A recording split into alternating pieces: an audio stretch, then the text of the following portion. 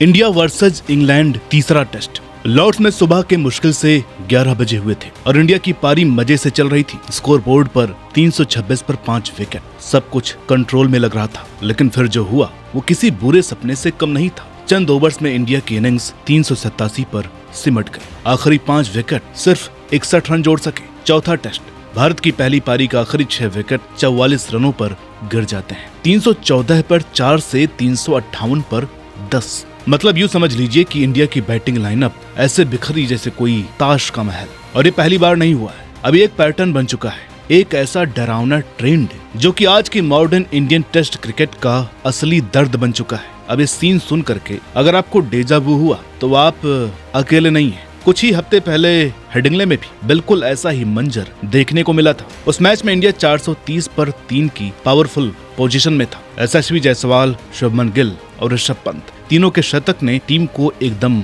मजबूत बना दिया था। लेकिन फिर जैसे किसी ने प्लग खींच दिया, आखिरी 7 विकेट सिर्फ 41 रन पर ढेर हो गए, और वो भी बिना किसी खास फाइट के। और ये तो पहली इनिंग थी, दूसरी इनिंग में भी ये कहानी दोहराई गई। 333 पर 4 से 364 पर पूरी की पूरी टीम ऑल आउट। मतलब 6 विकेट सिर्फ 31 रन में। अब क्या ही बचा समझाने को। इस ट्रेजेडी पर एक पंचलाइन भी वायरल हुई जो कमेंट्री के दौरान दिनेश कार्तिक ने मजाक में पढ़ दी। उन्होंने बोला, इंडियन बैटिंग एक डॉबरमैन डॉग जैसी है, सिर अच्छा है, बीच का हिस्सा ठीक ठाक है, लेकिन पूंछ जैसी कोई चीज ही नहीं है। कमेंट्री बॉक्स में हंसी गूंज उठी। लेकिन देश के करोड़ों क्रिकेट फैंस के लिए ये एक जोक नहीं, हकीकत थी, बल्कि एक कड़वा सच जो जोक्स में लिपटा हुआ था। तो आखिर क्यों पिछले 2 साल में इंडियन लोअर ऑर्डर बैटिंग एक जोक में तब्दील हो चुकी है? चलिए पड़ताल करते हैं और पता लगाने की कोशिश करते हैं कि क्या ये कवायद ऐसे ही चलती रहेगी या फिर कुछ सुधार की संभावना भी है। लेकिन इससे पहले कि हम वीडियो की शुरुआत करें, आप लोगों से हाथ जोड़ करके एक निवेदन है, प्लीज आप जितने लोग भी वीडियो को देख रहे हैं इसको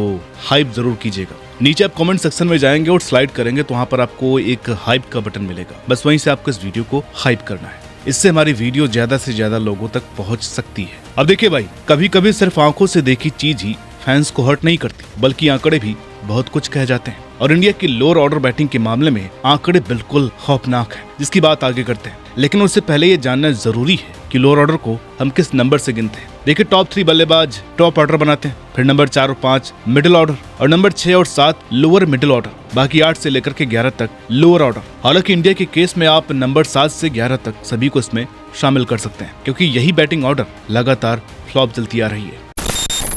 2024 की शुरुआत से अब तक इंडिया के आखिरी 5 विकेट औसतन सिर्फ 18.93 रन बना पाए हैं। हाँ, आपने सही सुना, पूरे वर्ल्ड टेस्ट चैंपियनशिप में जो 9 टीमें खेल रही हैं उसमें इंडिया सबसे नीचे है। मतलब जो पहले कभी टीम को 300 से 400 तक पहुंचाते थे, अब 350 से 387 पर समेट रहे हैं। अब थोड़ा क्लियर करते हैं। इंग्लैंड का लोअर ऑर्डर यानी पोजीशन 7 से 11 2021 से अब तक 11 बार 50+ रनों की पार्टनरशिप कर चुकी है, और इंडिया बस 4 बार। मतलब कि उनके बॉलर भी बल्ला चलाना जानते हैं और हमारे बस बल्ला लेकर के खड़े हो जाते हैं। और फिर हेडिंग्ले टेस्ट याद है ना, इंडिया के निचले क्रम ने दोनों इनिंग्स मिलाकर सिर्फ 9 रन बनाए। उधर इंग्लैंड की टेल ने अकेले 240 रन ठोक दी। अब सोचिए, ये 231 रनों का फासला मैच का पासा पलट सकता है कि नहीं। हालांकि बॉर्डर गावस्कर ट्रॉफी 2024-25 में थोड़ा पॉजिटिव दिखा। इंडिया के लोअर ऑर्डर ने वहां पर 586 रन बनाए 23.44 की एवरेज से। ऑस्ट्रेलिया से थोड़ा सा आगे, जिन्होंने 582 रन बनाए थे 23.28 की एवरेज से। लेकिन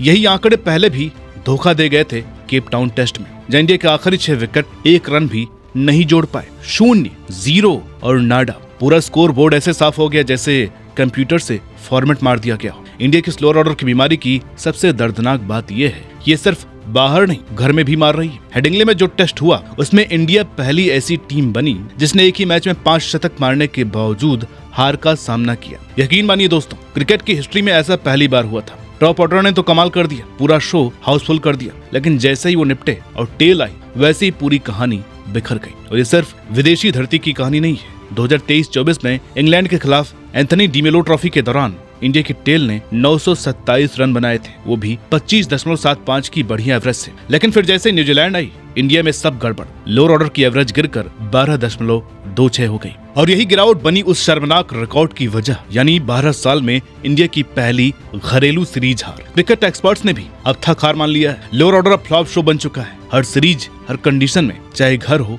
या बाहर, बस एक ही पैटर्न देखने को मिला है। ऊपर के बल्लेबाज चमकते हैं, नीचे के लड़खड़ाते हैं।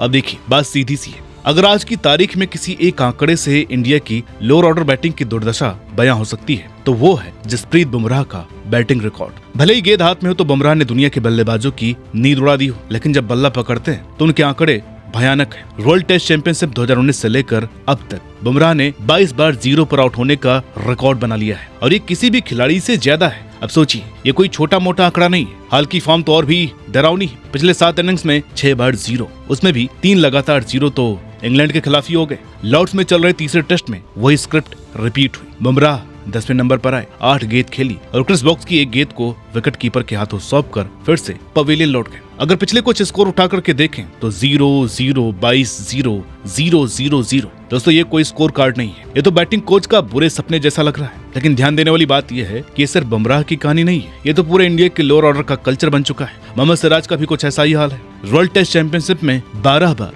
0 पर आउट हो चुके हैं और वो भी सिर्फ 51 इनिंग्स में। मतलब 0 मारने की फैक्ट्री बन चुकी है हमारी बॉलिंग यूनिट।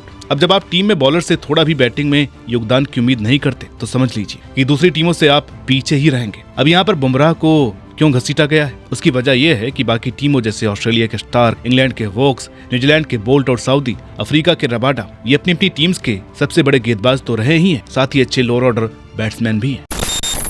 जब इंडिया की लोअर ऑर्डर ताश के पत्तों की तरह बिखर रही हो तब बाकी टीमें अपना बेस मजबूत कर रही हैं। इंग्लैंड को देख लीजिए, बेसबॉल की फिलॉसफी में सिर्फ टॉप ऑर्डर नहीं, लोअर ऑर्डर भी बैटिंग करता है और खुल करके करता है। हेडिंग्ले टेस्ट में इंग्लैंड के आखिरी 4 batter Chris Woakes, Brydon Carse, Josh Tongue और शोएब बशीर ने मिलकर 72 रन जोड़े और इंडिया की फर्स्ट इनिंग लीड को महज 6 रन पर समेट दिया। लॉर्ड्स में उन्होंने फिर से 112 रन जोड़े तो इंडिया ने 62, और ये कोई एक्सीडेंट नहीं था, ये उनकी सोच का हिस्सा है। वहाँ तो नंबर 11 बैटर से भी उम्मीद होती है कि भाई कुछ न कुछ जोड़ करके ही आओ। ऑस्ट्रेलिया की टीम भी यही करती है। इंडिया के खिलाफ सीरीज में पैट कमिंस ने कई बार नीचे से रन बनाकर गेम पलट दिया। मेलबोर्न टेस्ट में तो उन्होंने दोनों इनिंग्स में जरूरी रन जोड़े और दिखाया कि टेल भी अगर हिले तो गेम बदल सकता है। और न्यूजीलैंड तो छोटी सी क्रिकेटिंग कंट्री है, लेकिन उनकी लोअर ऑर्डर बैटिंग किसी बड़ी टीम से कम नहीं लगती। नील वैगनर जैसे प्लेयर बार बार विपक्षी बॉलिंग अटैक को थकाते थे। सऊदी ने क्या किया पिछले साल सबको याद होगा। विकेट्स गिरने के बाद भी वो क्रीज पर टिके रहते हैं, रन जोड़ते जाते हैं और यही फासला बनाता है एक कंप्लीट टेस्ट टीम और एक सिर्फ बॉलिंग पर निर्भर टीम के बीच।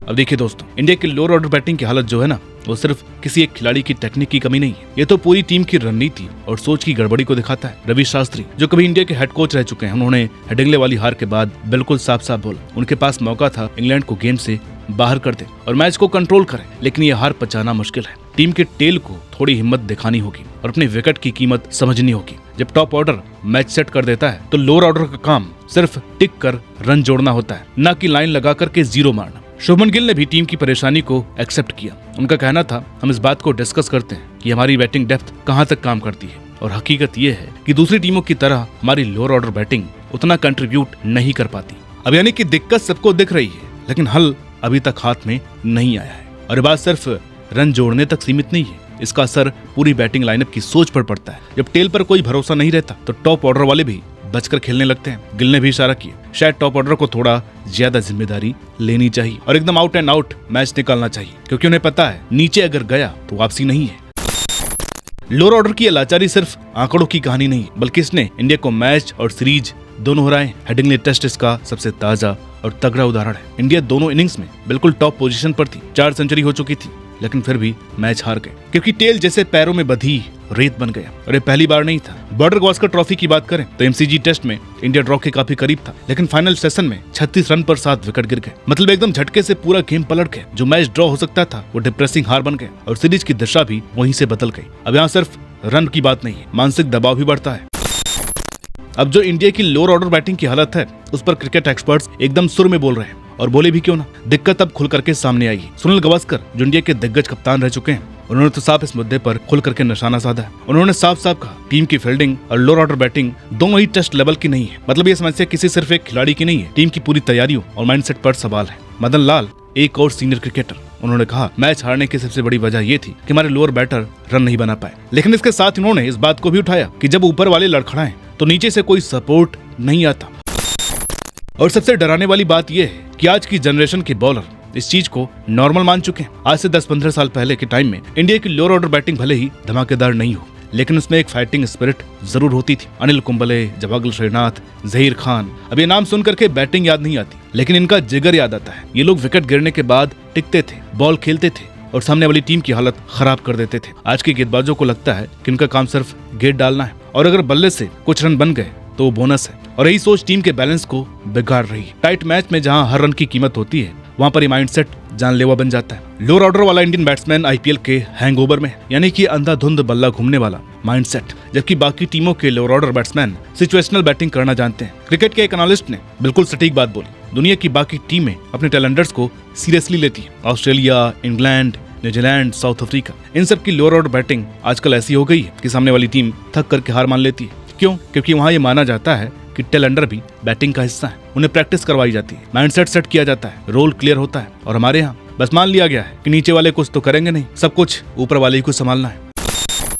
अब बात करें उस हल की जो इंडिया की लोअर ऑर्डर की समस्या को दूर कर सके। कोई जादू या टोटका नहीं, ये एकदम गहराई से सोच बदलने का मामला है। सबसे पहले ये समझना जरूरी है कि हर पोजीशन की अपनी अहमियत है। बैटिंग लाइनअप में हर किसी का रोल होता है, चाहे वो नंबर 8 पर हो या नंबर 9 पर ही क्यों ना है। टीम को ऐसे स्पेशलाइज्ड कोचिंग पर निवेश करना पड़ेगा, खास करके उन गेंदबाजों के लिए जिनका काम सिर्फ बॉलिंग तक सीमित नहीं रहना चाहिए। उन्हें ऐसे तैयार किया जाना चाहिए कि जब मौका मिले तो बल्ले से भी कुछ मीनिंगफुल कंट्रीब्यूशंस दे सकें। नंबर 8 या 9 पर खेलने वाले खिलाड़ी का होना भी बेहद जरूरी होता है। रविंद्र जडेजा और रविचंद्रन अश्विन जैसे ऑलराउंडर्स ने कुछ राहत दी थी, लेकिन उनका रोल भी अक्सर मैच के कंडीशंस और टीम बैलेंस पर निर्भर करता था। असली समस्या ये है कि टीम को ऐसे जेन्युइन टैलेंटर्स की एक पूल तैयार करनी होगी जो न सिर्फ क्रीज पर टिक सके बल्कि जरूरत पड़ने पर रन भी जोड़ सके। ट्रेनिंग के तरीकों में भी बदलाव करने की जरूरत है। आजकल के सेशंस में गेंदबाजी और बल्लेबाजी को एक अलग यूनिट मान करके चलना बंद करना होगा। हर खिलाड़ी, चाहे उनकी मेन स्किल कुछ भी हो, उससे ये एक्सपेक्टेशन होनी चाहिए कि वो बल्ले से भी कुछ योगदान दे सके।